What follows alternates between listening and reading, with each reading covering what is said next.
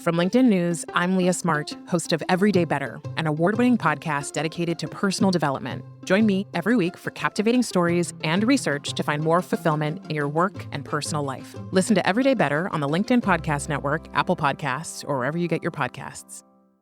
Did you know that small and medium businesses make up 98% of the global economy, but most B2B marketers still treat them as a one-size-fits-all? LinkedIn's Meet the SMB report reveals why that's a missed opportunity and how you can reach these fast-moving decision makers effectively. Learn more at linkedin.com/meet-the-SMB. Hello, my friends, and welcome to another exciting episode of Negotiate Anything. This show is produced by the American Negotiation Institute, and with over 5 million downloads and listeners in over 180 countries, listeners just like you have made this the #1 negotiation podcast in the world.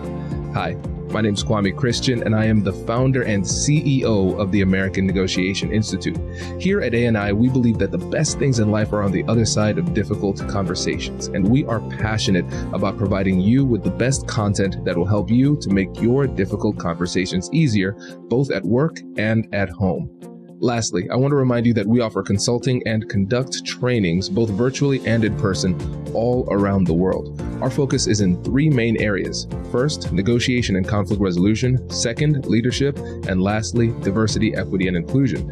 Check the link in the description below to learn more about how we could work with you and your team. And now, without further ado, let's jump into the interview.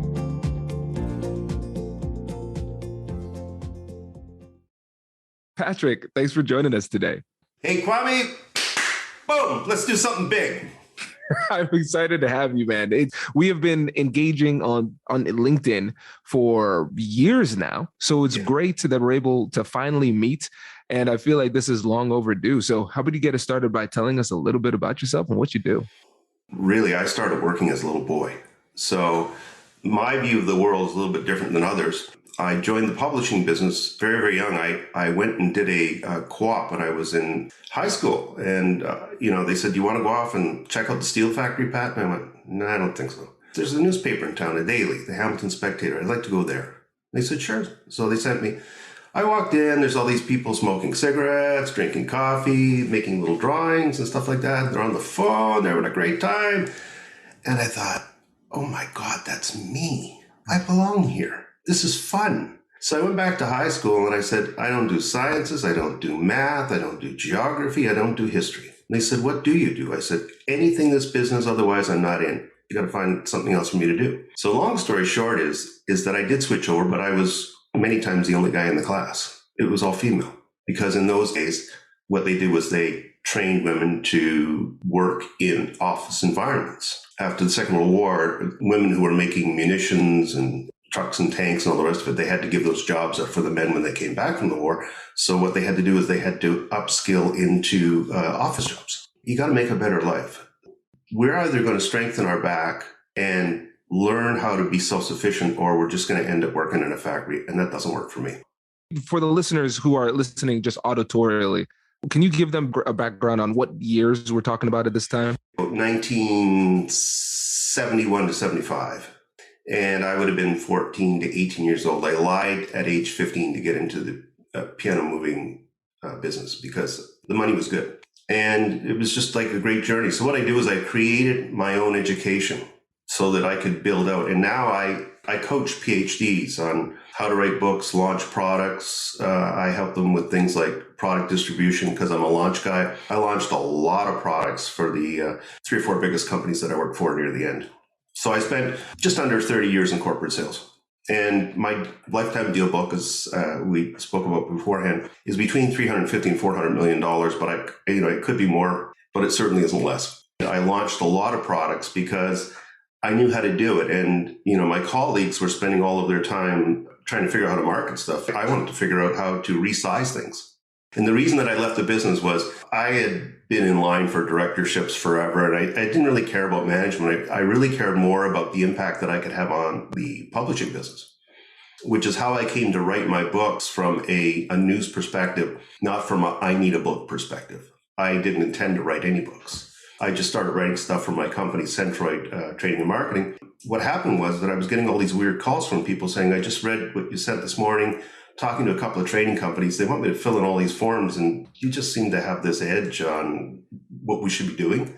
And quite frankly, in some cases, we're just not brave enough to do what you're recommending. So would you come on in?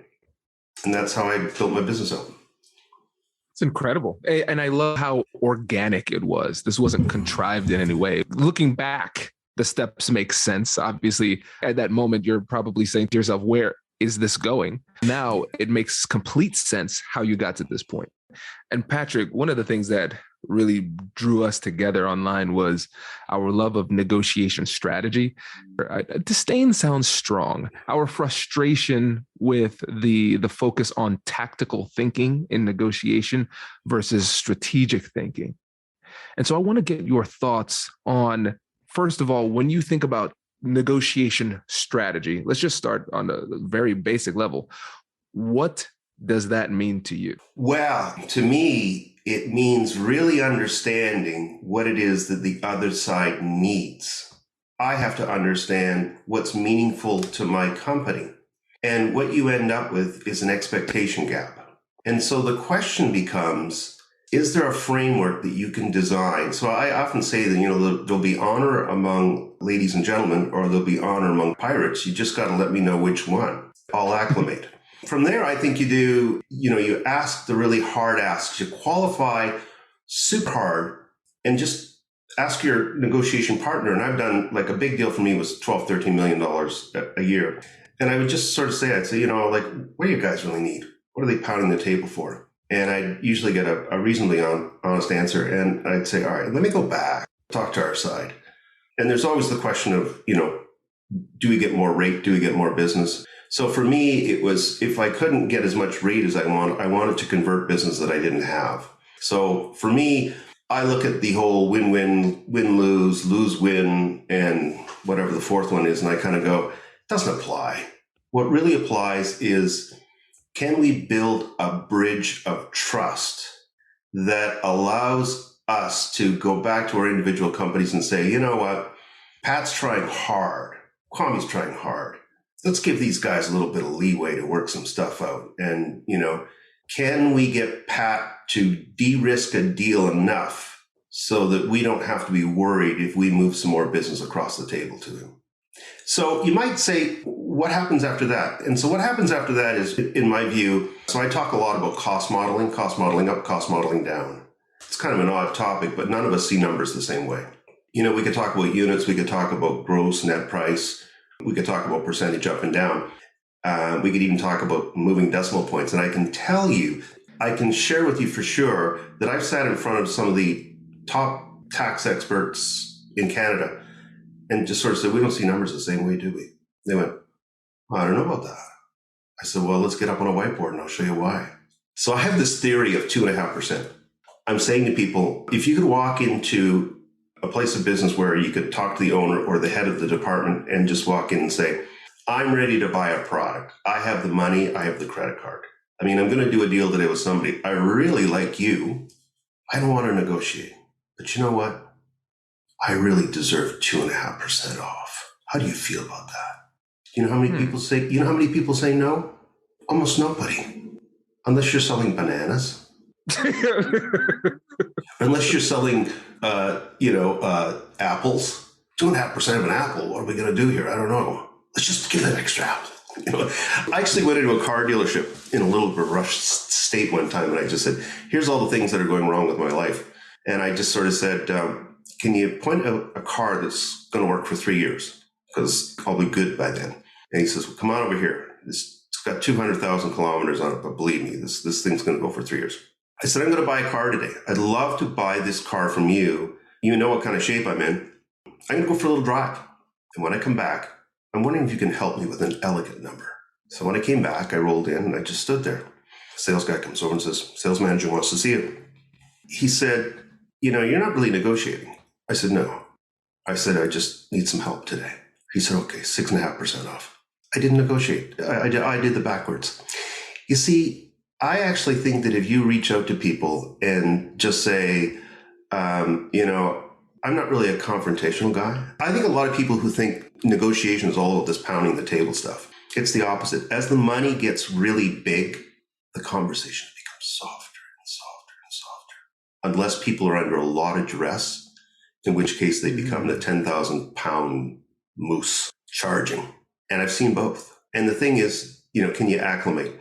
And just around strategy. So this whole thing about being tactical, from World War II, the end of World War II, which is around 1948, until the year 2000, sellers were able to use tactics.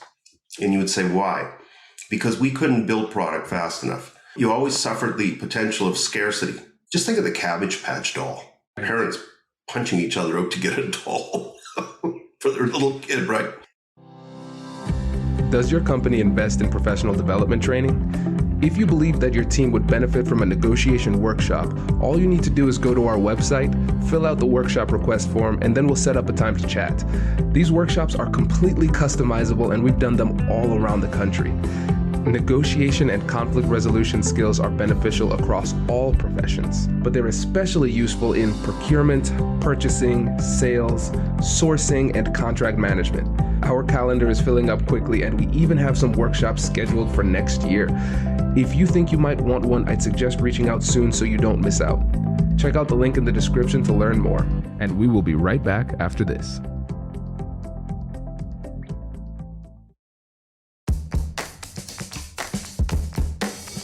Hey you, I'm Andrew Seaman. Do you want a new job? Or do you want to move forward in your career? Well, you should listen to my weekly show called Get Hired with Andrew Seaman. We talk about it all, and it's waiting for you, yes you, wherever you get your podcasts. Small and medium businesses don't have time to waste, and neither do marketers trying to reach them. On LinkedIn, more SMB decision makers are actively looking for new solutions to help them grow, whether it's software or financial services. Our Meet the SMB report breaks down how these businesses buy and what really influences their choices. Learn more at linkedin.com/meet-the-SMB. That's linkedin.com/meet-the-SMB.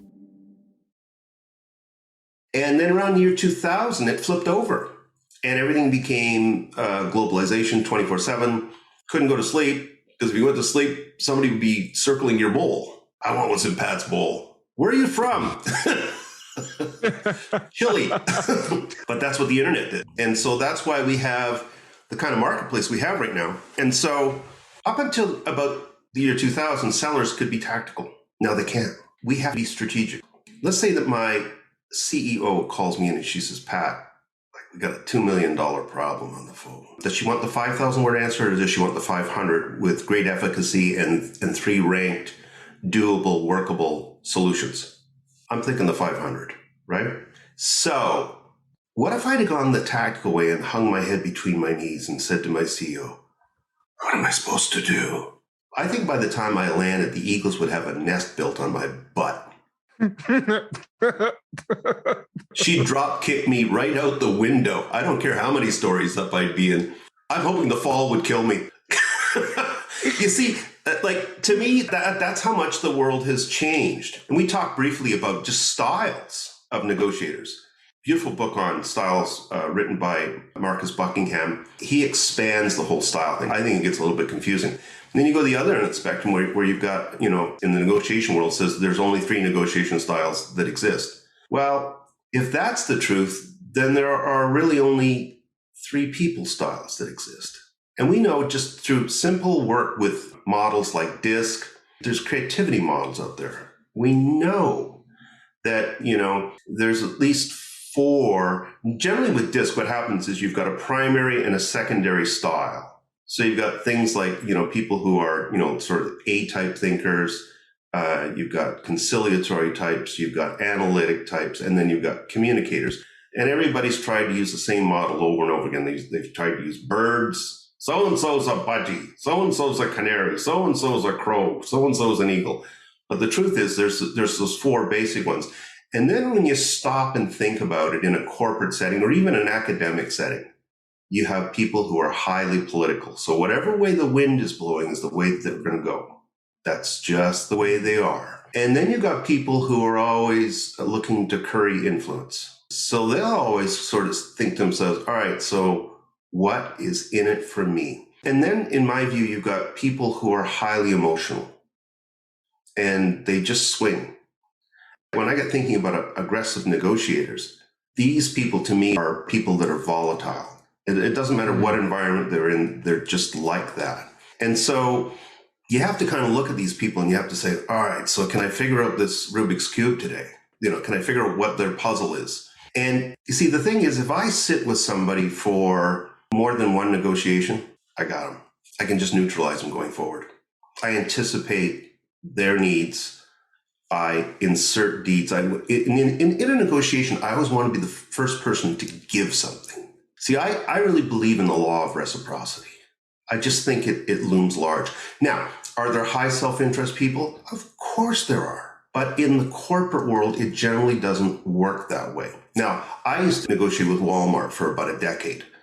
And I can tell you it's it's like the Wild West when you go in there. You go into a little meeting room, there's 4 stacking chairs, there's no paintings on the wall, there's a little window about that wide, and every 27 minutes somebody's pounding on the door saying, you gotta get out of there, we're the next in. And so what you have to do when you go into Walmart is it's like, boom, your proposal hits the table. Sometimes you put an executive summary on the front just to get to price, and then you just kind of go through, here's the value equation, here's how I've de-risked it, here's the reason why if you don't buy it, you're going to wake up in the morning and you could just go crazy that you didn't do it and somebody else did. Does it work all the time? No. But that's the impact of that's their corporate culture. I know that when I walk into any building, I'm walking into their house and their rules and their culture. And so it's up to me to try and figure out how I sound like them as quickly as possible. So I'm laying down those trust planks across the bridge so that I can start to sound like an insider.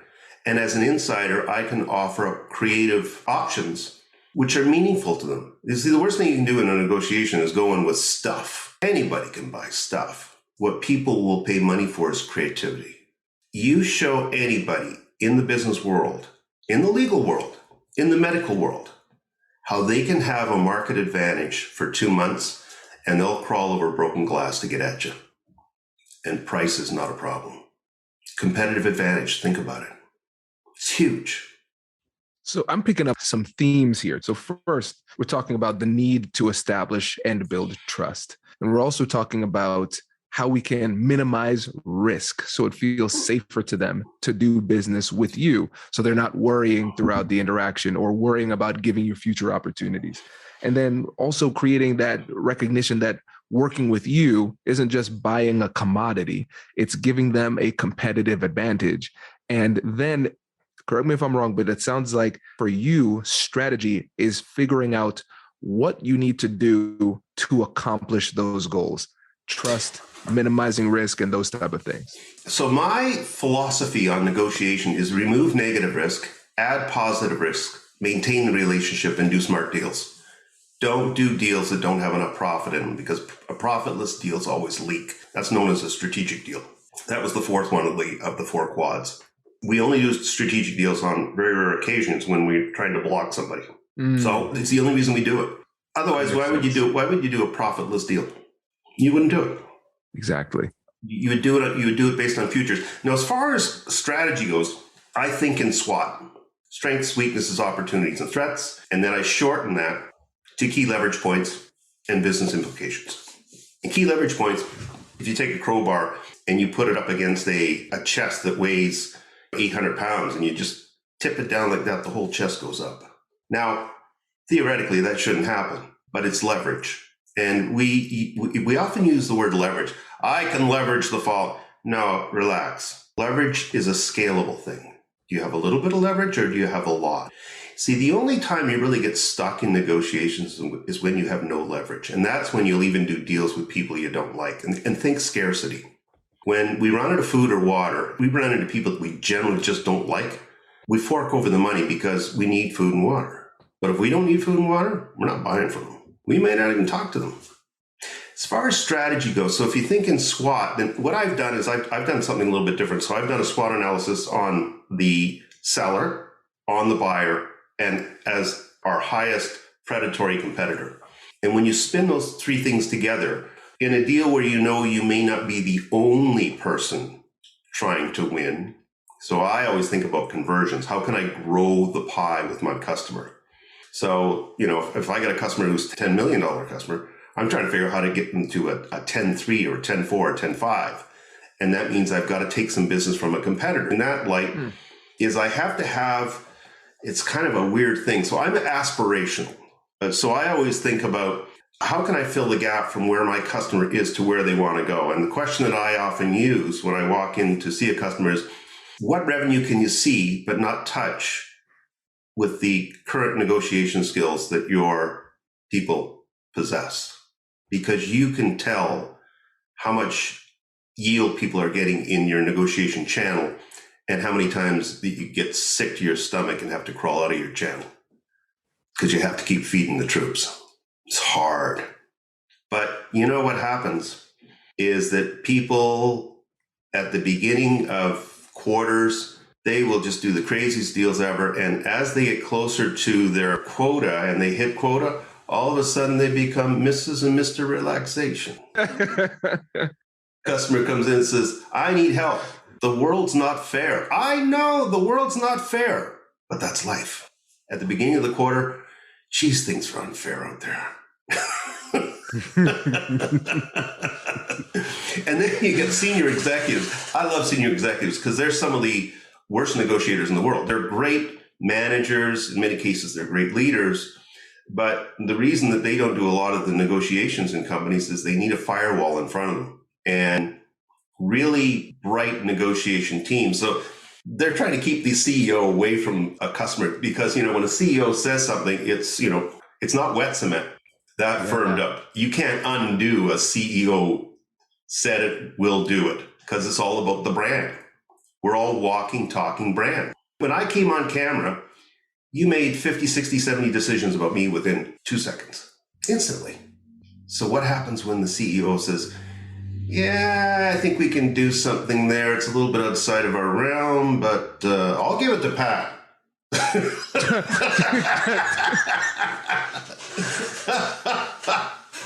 Oh, so those are some of the things that happen. So as far as strategy goes, I think I've talked to you about, how I think in SWOT and leverage and business implications, which are the thing that keep you up at night. But there's also age-old strategies that have been around forever. The one that most people can remember, and it's in the real estate business, right? If you've ever bought or sold a piece of property, what people do is they shame you into splitting the difference. If somebody ever says to you, split the difference, look at them and say, all right, you've already determined what you can give away and you want things I don't have. Think about it. Think about it. So let's say that you qualified for a $300,000 mortgage. You're looking at a place that's just outside. It's like, I don't know, it could be like 340 or 350 because your real estate agent took you there. It's an aspirational thing, right? The seller comes back and says, I know you've only got $300,000, but you know what? If you can meet me around 319.5, then we got a deal. Well, you haven't been qualified for 319.5. You got to go back to the bank now. But that seller always knew that they were slightly overpumped on the price, which is why splitting the difference for them made perfect sense. It's the laziest negotiation strategy in the world. It's one of the most manipulative. Let me go the other way. Oftentimes in the corporate world, I ran into a friend of mine, Steve Kosick, and he was like a Da Vinci. He was a Michelangelo to watch him negotiate. He was the most beautifully theatrical, in-control negotiator I'd ever seen. And his annual budget was $100 million in media spend for the Hudson's Bay Company, department stores. So I remember the first time I saw what he did, and I went, oh, man. So what happened in the newspaper business was the on-page advertising started to become less compelling because we just raised rates so much. And so what they wanted to do is put things in the center of the newspaper that were full color, where they can control the environment, how the ink laid on top of the paper. So it's a perfect replication, as opposed to on a newspaper page that's being printed at 20,000 pieces an hour. You don't always have the control, but in a situation where you can control humidity or dryness, you can slow the press down, you can speed it up, you can do all kinds of things, right? But in the newspaper business, you can't do it. You got to pump it out. War and Peace every 24 hours. Out the door she goes. And with morning delivery, it's even worse. So we go with our rate increases on the on-page advertising, and he would just battle like hell on those rates. And I remember the first time I saw it, I kind of went, all right, well, kind of, if I was him, I'd be a little bit off, but this is a little bit over the top. And he would just elongate that part of the negotiation. And finally, we come to an end and he said, you guys just made me sick. I can't believe what you've got me agreed to pay for on-page advertising, which, I'd rather be in flyers. And by the way, don't even dream about raising rates on flyers. You have scalded me in the first round of this negotiation. Negotiation over, go right up the contract. Don't put a penny on those flyers. Nothing. That's how badly you bruised me on the first round. He was never interested in the first round. It's the secondary target that he was interested in. So that's an example of being a little bit theatrical to make your point and in order to get what you wanted. But it's predetermined. So once I saw it once, I started to notice it again and again. He also had another one, which I refer to as the bonus round. And as a buyer, he could do it. So we always had these guys coming in from out of town. They would come in from Calgary, Edmonton, Montreal, all over the place. And the head office for the Hudson's Bay Company was in Toronto. And these guys were always like jittery, right? Because they wanted deals. They wanted to go back to their bosses and say, we took on Steve Cossack at the Bay and, or we went to Walmart and we really showed Walmart what it was all about, right? But inside, I knew that they were just like their stomachs were... it's like one of those Pepto-Bismol commercials, right? So the guys with the pink jumpsuits on. But you could just see the stress rolling off these guys, right? And so what would happen is that, these buyers, Steve in particular was the best at it, Steve Cossack from the Bay. He'd go, yeah. And then all of a sudden he'd drop his and he'd go, I just thought of something. The guys upstairs are never going to go for this. I just can't play. I don't know. And he'd start lifting up pieces of paper and he'd go, oh, no, that's even worse. Oh, God, what am I going to do? And so my guys are on the other side of the desk and they're looking at Steve and they're going, we're that close to the deal. It's like, we had him. He was right in the bag. It was a lock and all of a sudden it all fell apart. And so Steve would continue with this confusion and he'd look around the room and he'd untie and tie his shoes. He would just play with all kinds of stuff on his desk until finally my colleague would lean over and say, Steve, you seem troubled. Steve would go, yeah. How can we help you? And Steve would say, well, what do you have in mind today? And years later, we met on a golf course. And I said, okay, Steve, I watched you do this thing over and over and over again. And he starts laughing. He goes, it was good, wasn't it? I said, good. I said, how much money did you make on that? I bet you made like an extra 3, 4, 5 points every time you turn around. He goes, Pat, it was millions of dollars over my career. And he said, that was the way that, he says, I secured a lot of my bonuses and my increases and my promotions. I literally named my third book, The Bonus Round, in honor of Steve and that move. Wow. It's perfect. It's almost like when you see people do what I call it's almost like a more and more. So, or it's like an add-on kind of strategies where somebody, it's where somebody's, right? Well, it's bigger than that because it can happen at the beginning or it can happen at the end. So I'll give you both examples. Yes, sir. So at the beginning, somebody looks at you and you give them a piece of information which you would normally bill for, and they go, that's a great piece of information, but don't bill me for that. What do? You're stuck because you haven't got a deal done yet, but you've got the information. And it should have been billable, but they went, don't bill me for that. So that's the front end. All right. Now the back end is where they're sitting there, they've agreed to everything, and they're signing the order, and then they stop their signature, and they look up and they say, oh, by the way, I know this means nothing to you, but could you add in that, and that? You corporate guys, you've always got a little bit of fat left in there. So could you just kind of pour that in? And if you do that, I'll finish the signature right here. That's an aggressive nibble. No, that's a strategy. And when it happens on the front end, what you always do is you write into your contract, that will never happen again. If it happens on the back end, you make a calculation of what it is that they almost cajole you into accepting, and you say, this is what that meant in real dollars, and that won't happen again. You always control the contract. As a lawyer, definitely know that one. That one is very, very important. So I've unbundled about 25 of these. I've got a catalog of 30. This is great. And we're just scratching the surface, Patrick. Before you go, can you let the listeners know about the books that you have and where they can get in touch with you?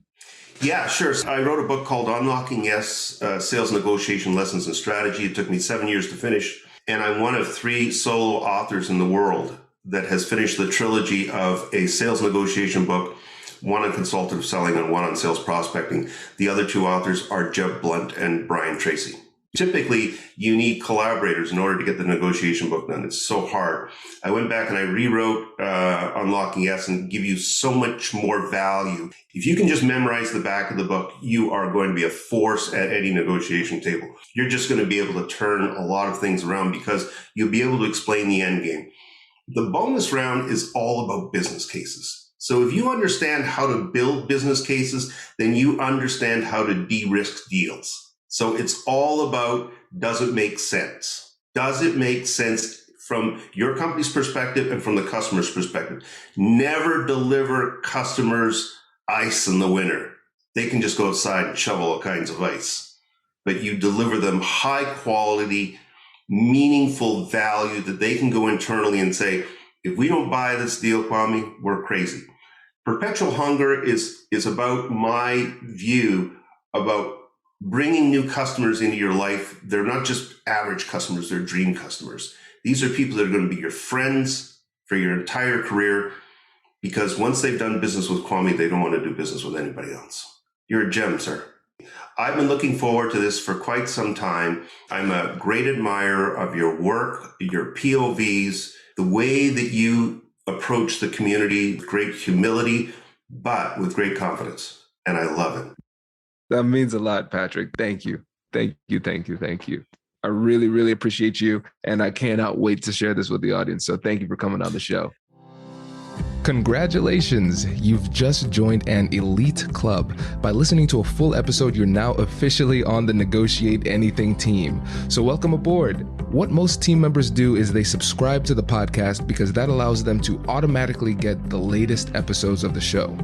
The best things in life lie on the other side of difficult conversations. Keep learning, keep practicing, and keep getting better. Your relationships will improve, your career will soar, and you'll have the confidence you need to get the most out of these crucial conversations. Again, thank you for joining the team. We're excited to have you, and I will see you in the next episode. I'll catch you later.